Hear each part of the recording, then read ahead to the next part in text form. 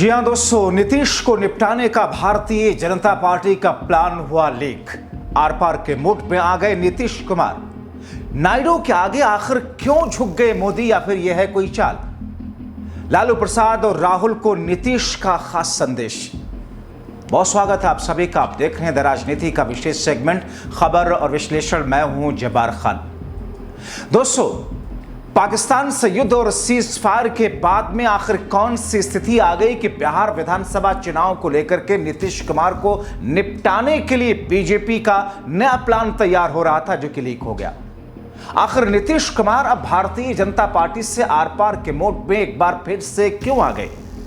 क्या नीतीश कुमार को यह लगने लगा कि पाकिस्तान से युद्ध और अचानक अमेरिका के दबाव में सीज फायर करना बिहार की जनता के गले से नहीं उतर रहा, इसलिए बीजेपी के साथ चुनावी मैदान में जाना अब ठीक नहीं है? या फिर भारतीय जनता पार्टी और मोदी शाह ने नीतीश कुमार के खिलाफ कोई ऐसा प्लान तैयार कर लिया जिसकी बुनियाद पर नीतीश को भनक लग गई? मगर चुनाव तो बिहार में है। मोदी योग दिवस के मौके पर आंध्र प्रदेश जाने को क्यों चुना उन्होंने? आखिर बिहार में जाकर के वहां पर बिहार के राज्य की घोषणा करने के लिए कोई सौगात देने के बजाय आंध्र प्रदेश वो नायडू के यहां क्यों जा रहे हैं? और सबसे बड़ा सवाल कि संदेश क्या है नीतीश कुमार का लालू प्रसाद यादव और राहुल गांधी को? आपको दोस्तों विस्तार से बताते हैं, अंत तक जरूर देखें इस वीडियो को, क्योंकि काफी दिनों के बाद में नीतीश और बीजेपी से जुड़ी हुई कोई खबर सामने आई। आपको यह खबर दूसरी जगहों पर शायद ही मिले। दोस्तों, चुनाव है बिहार में, मगर योग दिवस आ रहा है जून में। 21 जून को प्रधानमंत्री नरेंद्र मोदी जा रहे हैं आंध्र प्रदेश। घोषणाओं की जरूरत है बिहार को। प्रधानमंत्री नरेंद्र मोदी घोषणा करने जा रहे हैं नायडू के प्रदेश आंध्र प्रदेश के लिए। बिहार की एकजुटता, एनडीए की एकजुटता की जरूरत है बिहार के वोटर्स को, मगर प्रधानमंत्री नरेंद्र मोदी जा रहे हैं आंध्र प्रदेश, नायडू के प्रदेश में। आखिर हुआ क्या दोस्तों, आपको बताऊं कि खुद प्रधानमंत्री नरेंद्र मोदी ने घोषणा की है कि इस वर्ष अंतर्राष्ट्रीय योग दिवस का 10वां संस्करण आंध्र प्रदेश में मनाया जाएगा। इसमें वो भाग लेंगे, यानी कि वो आंध्र प्रदेश जाएंगे। उस समय मोदी दरअसल खुद आंध्र प्रदेश में थे दोस्तों, और अमरावती में 58,000 करोड़ रुपयों से अधिक की लागत वाली कई विकास परियोजनाओं की आधारशिला रखने के बाद में एक विशाल जनसभा को मोदी ने संबोधित करते हुए लोगों से अगले 50 दिनों में योग पर अधिक से अधिक गतिविधियां करने, विश्व रिकॉर्ड बनाने का आग्रह किया। घोषणा की कि वे विशाखापट्टनम में आयोजित होने वाले अंतर्राष्ट्रीय योग दिवस में हिस्सा लेंगे। यानी कि खुद दोस्तों प्रधानमंत्री नरेंद्र मोदी ने इस बात का ऐलान कर दिया। दोस्तों, इस ऐलान के पीछे के मायने आपको आगे विस्तार से बताऊंगा कि कैसे नायडू के सामने झुकते हुए दिखे मोदी, मगर नीतीश को निपटाने में कैसे आगे बढ़ रहे मोदी और शाह। लेकिन उससे पहले आपको बताएं कि नायडू को यह संदेश, दरअसल ऐसी खबरें आ रही हैं और ये चौंकाती खबर कि नायडू को ऐसा संदेश गया कि प्रधानमंत्री से इस साल 21 जून को आंध्र प्रदेश के विशाखापट्टनम में अंतर्राष्ट्रीय योग दिवस में शामिल होने के लिए न्योता दें प्रधानमंत्री को। जबकि हमारे सूत्र बताते हैं कि नीतीश कुमार ने पहले ही मोदी से बिहार में योग दिवस के कार्यक्रम उसमें शामिल होने के लिए आग्रह कर चुके थे वो। मगर मोदी बिहार ना जाकर अपनी सबसे बड़ी बैसाखी नायडू के यहां आंध्र प्रदेश जा रहे हैं।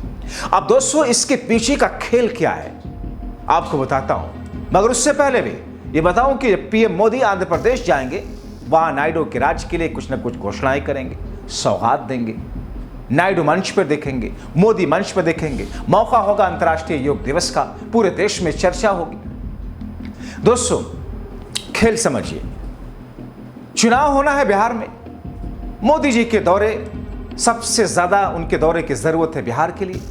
अगर मोदी बिहार जाते तो वहां नीतीश, चिराग, कुशवाहा, बाजी सभी एक मंच पर होते, पूरा एनडीए एकजुट दिखता, और ऊपर से मोदी जी बिहार के लिए कुछ ना कुछ घोषणा जरूर करते। उसका फायदा नीतीश कुमार को होता, उससे एक मैसेज जाता। मगर मोदी जी ने ऐसा नहीं किया। मोदी जी ने क्या किया? बिहार को साइड किया, आंध्र प्रदेश जाने का प्लान बनाया और आंध्र प्रदेश जाने के लिए ऑफिशियल इन्विटेशन मंगवा लिया। ऐसी खबरें आ रही हैं। राजनीतिक जानकार बताते हैं कि बिहार में मोदी जी नीतीश वर्सेस तेजस्वी नहीं होने देना चाहते हैं। अब यहां समझिए बीजेपी का खेल। बीजेपी क्या चाहती है, मोदी शाह क्या चाहते हैं? वो हरगिज नहीं चाहते हैं कि बिहार का यह चुनाव तेजस्वी यादव वर्सेस नीतीश कुमार हो, बल्कि बीजेपी का प्लान ही कुछ और है। क्योंकि बीजेपी चुनाव के बाद में अपना सीएम बनाना चाहती है। आप कई महीनों से सुन रहे हैं, करीब करीब 8 महीने से हो गए, 6 महीने से मोदी शाह की प्लानिंग है कि बिहार चुनाव में मोदी के चेहरे पर एनडीए को चुनावी मैदान में उतारें।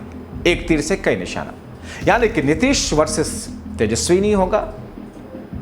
फिर नीतीश की पार्टी को टिकटॉक के बंटवारे के वक्त में थोड़ा दबा करके रखेंगे, क्योंकि नीतीश की जरूरत तो है, मोदी को साथ रखना हर हाल में चाहेंगे।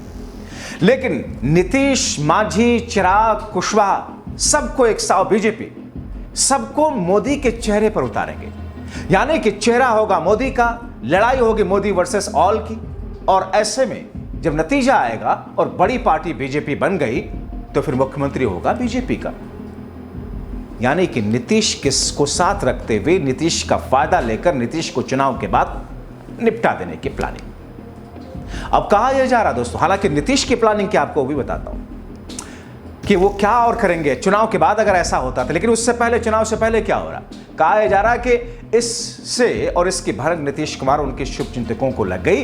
इसीलिए नीतीश फिर से प्लान बी की तरफ, यानी कि लालू कांग्रेस की तरफ जाने के लिए दोबारा से कील काटी दुरुस्त करके उस प्लान को भी तैयार रखना चाहते हैं। इसीलिए एक संदेश भी नीतीश की तरफ से लालू को गया है। बड़ा महत्वपूर्ण बिंदु है ये। नीतीश की तरफ से एक संदेश गया, हालांकि वो संदेश क्या है इसके बारे में कोई जानकारी अभी तक नहीं आई। और दोस्तों, इसका एक दूसरा कारण भी है, वो ये कि अचानक अमेरिका के दबाव में मोदी का सीजफायर करना पूरे देश में लोगों के गले से नहीं उतर रहा, आपके गले से भी नहीं उतर रहा होगा।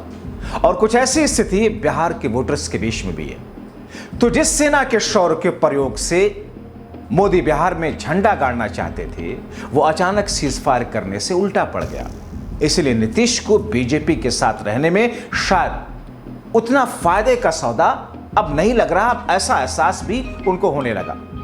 दूसरी तरफ बीजेपी द्वारा छल की भी चिंता है, ठीक महाराष्ट्र की तरह। महाराष्ट्र की 2 थ्योरी है दोस्तों, सिर्फ शिंदे वाली थ्योरी नहीं। क्योंकि एक थ्योरी तो है कि एकनाथ शिंदे, कि किस तरीके से एकनाथ शिंदे के साथ में क्या कुछ हुआ, और दूसरी थ्योरी है जब उद्धव ठाकरे की शिवसेना के साथ में बीजेपी थी और उस समय की थ्योरी क्या है। एकनाथ शिंदे वाली थ्योरी आप जानते हैं कि जब ऑपरेशन लोटस के तहत कांग्रेस, उद्धव ठाकरे और शरद पवार की पार्टी वाली सरकार को, तीनों की गठबंधन की सरकार को गिरा करके, एनसीपी को 2 धड़े में तोड़ करके, उद्धव की शिवसेना को 2 धड़े में तोड़ करके, अजीत पवार शरद पवार से अलग करके हुए, एकनाथ शिंदे उद्धव ठाकरे से अलग हुए और उसके बाद बीजेपी उनको अपनी तरफ ला करके सरकार बना लेती है और मुख्यमंत्री बना देती है एकनाथ शिंदे को। लेकिन जब चुनाव हुआ लोकसभा का, करारी शिकस्त बीजेपी और एनडीए को मिली।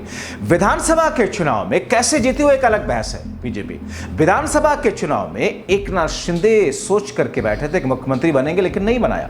एक थ्योरी तो यह है कि वक्त का फायदा उठाया बीजेपी ने, बाद में मुख्यमंत्री अपना बना लिया। नीतीश इसको जानते हैं, नीतीश क्या बच्चा जानता है।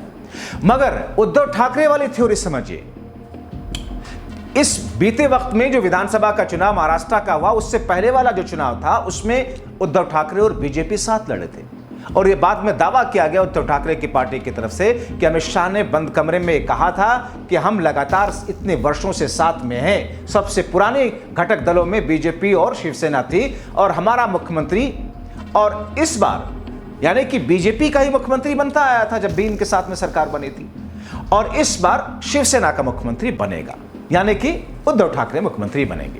लेकिन चुनाव के नतीजे जब आए, चुनाव तो साथ में लड़े बीजेपी और उद्धव की शिवसेना, नतीजे आने के बाद में बीजेपी पलट गई। इसीलिए मजबूरन उद्धव ठाकरे को बीजेपी से गठबंधन तोड़ करके कांग्रेस और एनसीपी के साथ गठबंधन करके सरकार बनानी पड़ी और खुद मुख्यमंत्री बने। तो दरअसल नीतीश ये जानते हैं और ये सोचते हैं, उनके लिए कहा जा रहा है कि उद्धव वाली थ्योरी भी बीजेपी ने जो अपनाया, उस थ्योरी को भी कि चुनाव से पहले भले ये कुछ भी कहते हैं अभी साथ रखने के लिए, चुनाव के बाद बीजेपी ऐसा करने वाले नहीं है। ये जो प्लानिंग है भारतीय जनता पार्टी की, इस प्लानिंग के बारे में नीतीश कुमार को खास तौर पर जब बिहार ना आकर के अंतर्राष्ट्रीय योग दिवस पर आंध्र प्रदेश का प्लान करवा करके आंध्र प्रदेश में कार्यक्रम होकर के मोदी जी वहां पर जाकर के वहां के लिए ऐलान करके ये स्थिति जब सामने आई तो फिर नीतीश कुमार के कान खड़े हुए और नीतीश कुमार ने इन तमाम चीजों को लेकर के अपने प्लान बी की तरफ बढ़ना शुरू किया।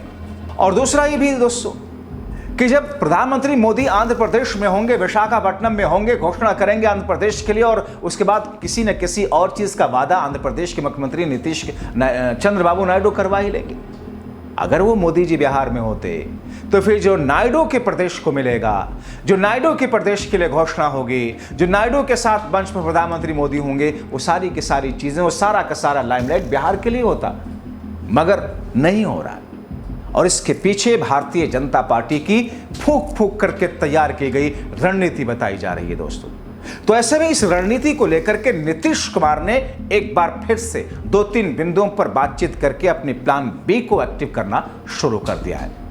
तो आखिर क्या होगा, आने वाले दिनों में स्थिति क्या बनेगी, देखना बहुत महत्वपूर्ण। क्या ऐसे में आप क्या सोचते हैं, आपकी राय क्या है? अपनी राय कमेंट बॉक्स में जरूर लिखें। खासतौर पर अगर आपका ताल्लुक बिहार से है तो जागरूक रहें, दूसरों को जागरूक करने के लिए खबर को उन तक पहुंचाएं शेयर करके। प्लीज जिन्होंने सब्सक्राइब नहीं किया, सब्सक्राइब हमारे चैनल को जरूर करें। अंत तक वीडियो देखने के लिए आप सभी का बहुत शुक्रिया।